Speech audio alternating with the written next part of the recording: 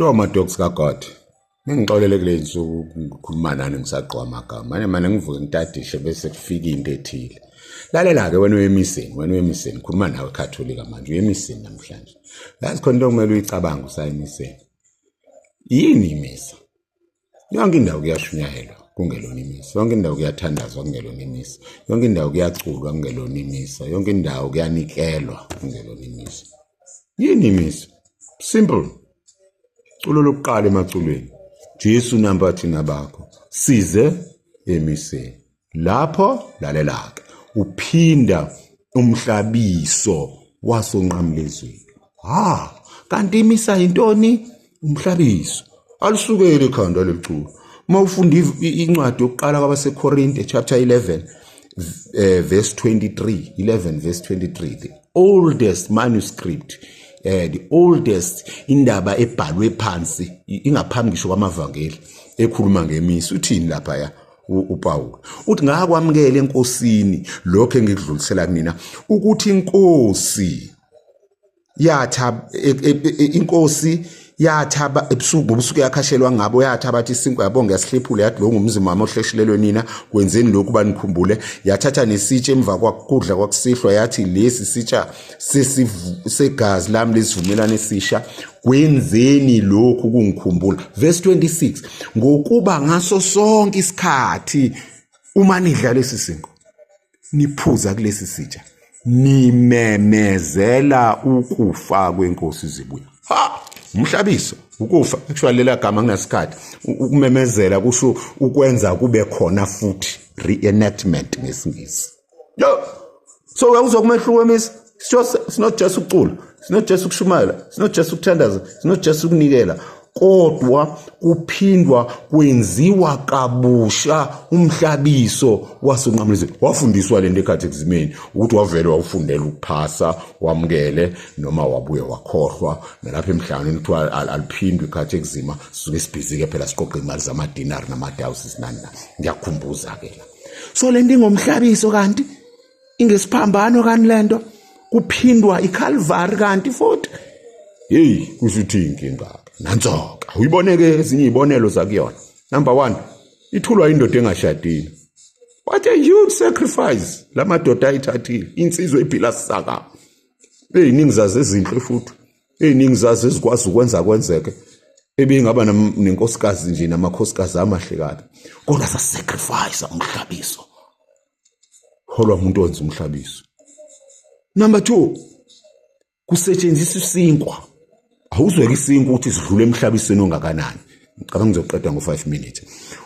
Usuka siwukolo siyimilele sise intabeni sikahle sisikwe. Either ngesikele noma ngomshini kusikwe umhlabiso. Sibuye somiswe umhlabiso ukolo. Bese siyagaywa umhlabiso. Bese sifakwa kavini sishiswe umhlabiso kuyimasiyo. Buku umhlabiso lesa sinkozo samukele esidlule kuyona. Kusetshenziswa iwayini mfowethu. Iwayini bekwa ama grapes makuye ke Cape Town thina siyesihamba indawo sishaya indawo. Mawuya ku Cape Town ema winelands lapha amahle kanjani amawayini lapha entabeni. Hluso umhlabiso. Uyofakwa endlini endaweni ebandayo licrush.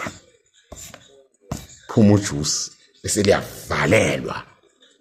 Kulezi zinto ezinkulu sengikhohliwe zibizwa ngani bese liyavubeleka kuyima lizophuza. Buku umhlabiso ongaka. Manje ke wena usuyafika ke emiseni akunamhlabiso. Hayi kanjani mfethu? Usuyafika nje wena usuyayiculela kuphela. Usuyafika nje wena usuyayishumayelela kuphela.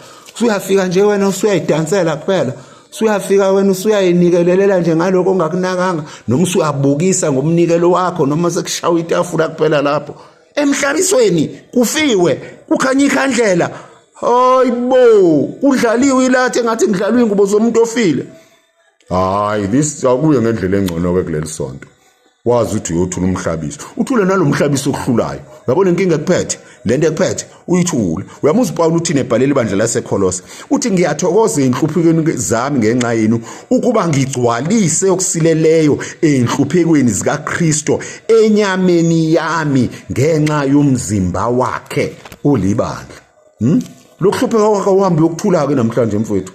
njengomhlabiso nawo uhlanganyele kule mhlabiso besengiyibalile uthule naleva elisenyameni yakho akhuluma ngalo uPaul encwadini yesibili ayibhalela abaseKorinti chapter 12 akhuluma ngalo athi la ngibuthakathaka yilapho khona ngitholani amandla bafethu yazi yankulu into esashiwa nayo kade ngilalela umfundisi eshumayela la ethi singaqala into entsha ekhuluma ngemithombo kaIsaka uthi uhambe imithombo la uyisu Isaka ayimba khona nathi ke asingahambi imithombo ngisha abafowethu siqala izinto ezintsha asimbe la obaba bethu abasifaka ebuKatholikeni bamba khona sengiyaqeda ke manje ufuna ukuqeda ngale yancwadi kusema ngiyithole ngokusheshsha incwadi yeZaga ziphi incwadi yeZaga uZaga 22 ngiyayazi la itholakala khona iZaga 22 ithi ungasisusi isikhonyane isikhonkwane